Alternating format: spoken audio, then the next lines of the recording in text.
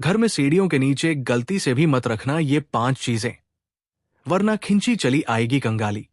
और प्रत्येक व्यक्ति जीवन में मेहनत करता है, लेकिन वो कितना सुखी सफल होगा, ये उसके मेहनत के साथ ही भाग्य पर भी काफी निर्भर करता है।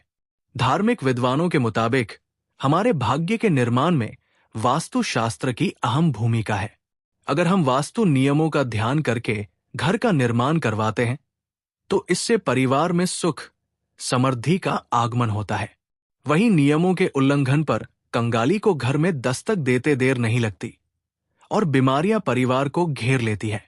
आज हम आपको उन 5 चीजों के बारे में बताने जा रहे हैं जिन्हें भूल कर भी घर की सीढ़ियों के नीचे नहीं रखना चाहिए, वरना अनर्थ होते देर नहीं लगती। परिजनों की तस्वीरें। काफी लोग घर की सीढ़ियों के नीचे खाली जगह दिखने पर वहां फैमिली के लोगों की तस्वीरें लगा लेते हैं। वास्तुशास्त्र के अनुसार ऐसा करना गलत है। इस तरह से सीढ़ियों के नीचे परिवार की लोगों के तस्वीरें लगाने से घर की कलह होनी शुरू हो जाती है, जिससे परिवार बिखर जाता है। कूड़े का डस्टबिन। वास्तुशास्त्र के अनुसार घर की सीढ़ियों के नीचे कभी भी कूड़ेदान नहीं रखना चाहिए। इससे घर में नकारात्मक ऊर्जा का प्रवाह बढ़ जाता है, जिसका असर परिवार के लोगों की सेहत और समृद्धि पर होता है। लिहाजा इससे बचना चाहिए। न बनाए शौचालय। घर की सीढ़ियों के नीचे भूल कर भी शौचालय या रसोई घर नहीं बनाना चाहिए। वास्तुशास्त्र के मुताबिक ऐसा करने से घर में अनेक समस्याएं शुरू हो जाती हैं और बीमारियों का आगमन हो जाता है। सीढ़ियों के नीचे मंदिर।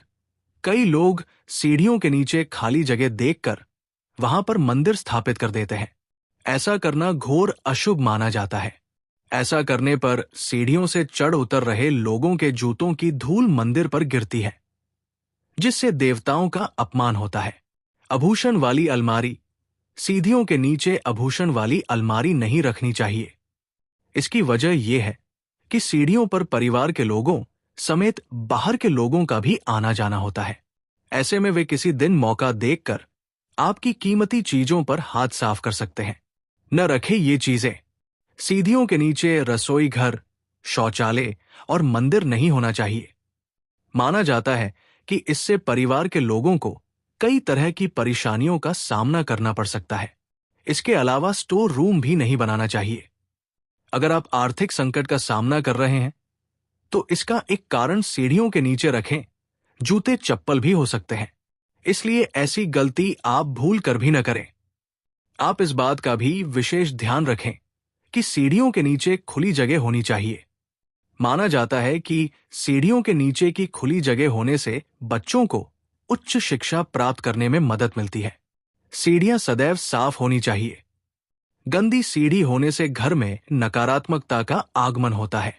वास्तुशास्त्र के अनुसार सीढ़ियां बनवाने के लिए दक्षिण पश्चिम दिशा शुभ होती है।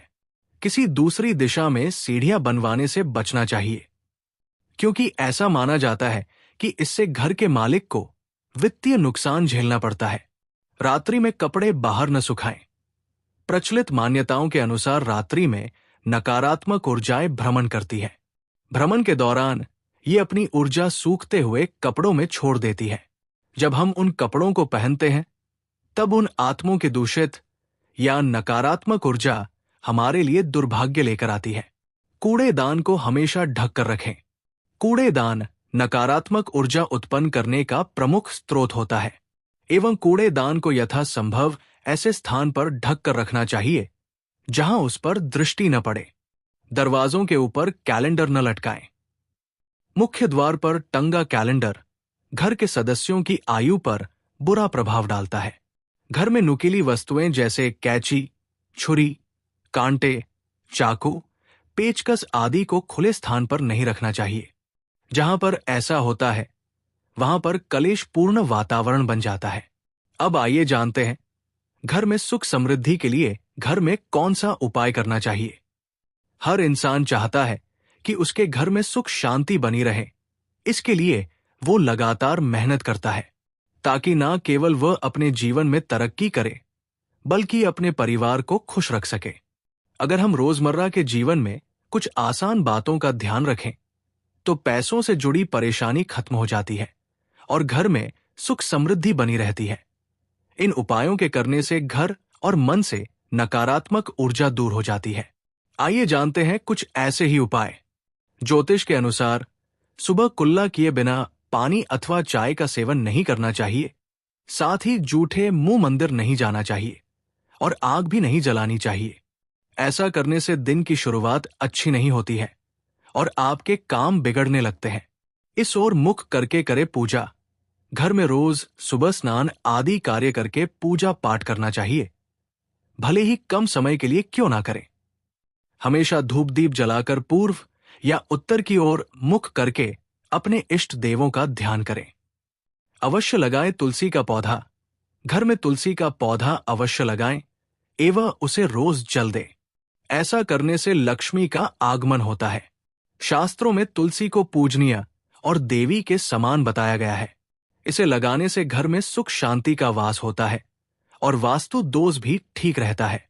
करे इस मंत्र का जप रोज पूजन के समय एक तांबे के लोटे में पानी भरकर उसमें थोड़ा गंगा जल मिलाकर पूजा स्थल पर रखें एवं पूजन उपरांत जल के छींटे पूरे घर में लगाएं।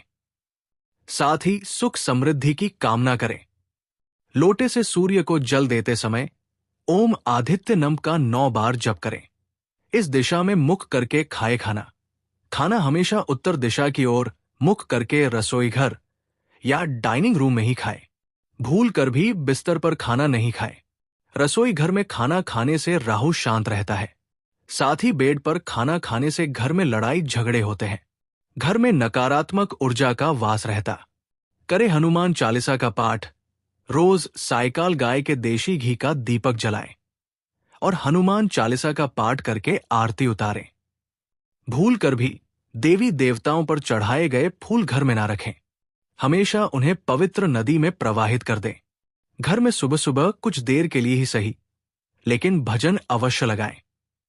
घर में कभी भी झाड़ू को खड़ा करके नहीं रखें। उसे पैर नहीं लगाएं, ना ही उसके ऊपर से निकले, अन्यथा घर में बरकत की कमी हो जाती है।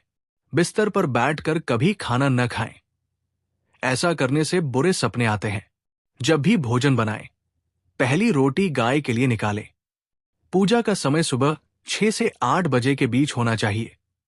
पूजा भूमि पर आसन बिछाकर पूर्व या उत्तर दिशा की और मुंह करके बैठकर करनी चाहिए। पूजा घर में सदैव जल का एक कलश भरकर रखें। धूप, दीप, आरती, पूजा, अग्नि जैसे पवित्रता के प्रतीक साधनों को मुंह से फूंक मार कर न बुझाएं। घर के मुख्य द्वार पर दाईं तरफ स्वस्तिक बनाएं। मंदिर में धूप, अगरबत्ती व हवन कुंड की सामग्री दक्षिण पूर्व में रखें। घर में कभी भी जाले न लगने दें, अन्यथा घर में राहु का असर रहेगा। शाम के समय न सोएं। रात्रि में सोने से पहले अपने इष्टदेव का स्मरण अवश्य करें। घर के मध्य भाग में जूठे बर्तन साफ करने का स्थान नहीं बनाना चाहिए। प्रतिदिन प्रातः सुबह और शाम के समय पूजन करने के दौरान कपूर जलाकर पूजा घर में आरती करने के साथ ही घर के अन्य सभी कमरों, आंगन आदि में भी दिखाना चाहिए। इससे पूरे घर का वातावरण सकारात्मक बनता है, जिससे परिवार के सदस्यों के बीच तालमेल अच्छा करने में मदद मिलती है। प्रतिदिन रात में जब परिवार के सभी सदस्य खाना खा लें, तो रसोई की साफ सफाई करने के बाद चांदी की छोटी सी कटोरी में कपूर जलाकर रसोई में दिखाना चाहिए। मान्यता है कि इससे अन्न और धन में बरकत बनी रहती है। इसके साथ ही परिवार के सदस्यों की सेहत पर भी सकारात्मक प्रभाव पड़ता है। झाड़ू न लगाएं। आप कभी भी सूर्यास्त के समय या बाद में भूल कर भी झाड़ू न लगाएं। माना जाता है कि इस कार्य को करने से धन की देवी मां लक्ष्मी नाराज होकर घर से चली जाती है, जिससे आपको धन की कमी का सामना करना पड़ सकता है। इस तस्वीरों को लगाएं। आप उड़ते हुए पक्षी एवं पहाड़ का तस्वीर अपने घर में जरूर लगाएं। ऐसा करने से घर में सकारात्मकता आती है, साथ ही आपके काम बनने लगते हैं। मां लक्ष्मी की तस्वीर लगाएं। आप भी घर में धन का लाभ चाहते हैं तो धन की देवी मां लक्ष्मी की प्रतिमा घर में जरूर लगाएं। साथ ही उनकी विधि पूर्वक पूजा अर्चना रोजाना करें। ऐसा करने से आपको धन की प्राप्ति होगी। साथ ही मां लक्ष्मी की कृपा आप पर सदैव बनी रहेगी। कपूर जलाए। वैसे तो कपूर को पूजा के समय ही जलाया जाता है, लेकिन आप रात के समय सोने से पहले कपूर को घी में डुबोकर जरूर जलाएं। इसके साथ ही उसके धुएं को पूरे घर में फैलाएं। ऐसा माना जाता है कि ऐसा करने से घर में सुख शांति बनी रहती है, साथ ही घर की नकारात्मक ऊर्जा बाहर निकल जाती है। लाफिंग बुद्धा।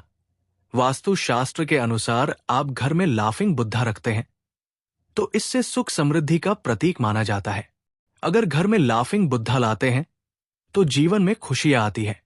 इसके साथ ही आर्थिक तंगी से हमें छुटकारा मिलता है। इन उपायों को ठीक से करने पर कुछ ही दिनों में चमत्कारी परिणाम दिखेंगे। नोट, उम्मीद है आप सभी को वीडियो पसंद आई होगी।